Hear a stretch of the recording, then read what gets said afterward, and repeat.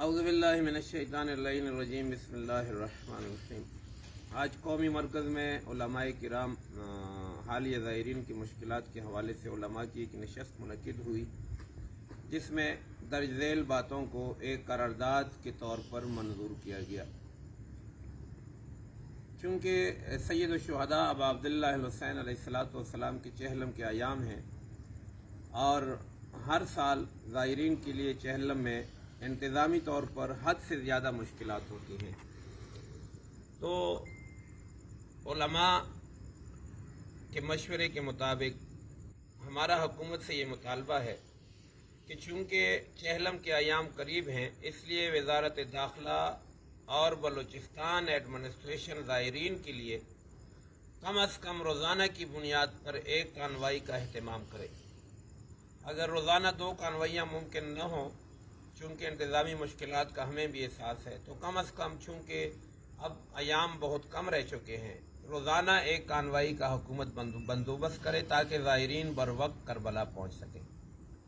इसके अलावा क्वेटा और तफ्तान में मुख्तलिफ हवालों से ज़ायरीन के लिए मुश्किलात पैदा की जा रही हैं, जिनमें ट्रांसपोर्ट माफिया, इमिग्रेशन माफिया के साथ क्वेटा की लोकल एडमिनिस्ट्रेशन भी शामिल है। हुकूमत की जिम्मेदारी है कि इन तमाम पहलुओं पर इंतज़ामी तरीके से ज़ायरीन की मुश्किलात ख़त्म करे। ज़ायरीन इस मुल्क के मुहिब वतन और टैक्स अदा करने वाले मुअज़्ज़ज़ शहरी हैं।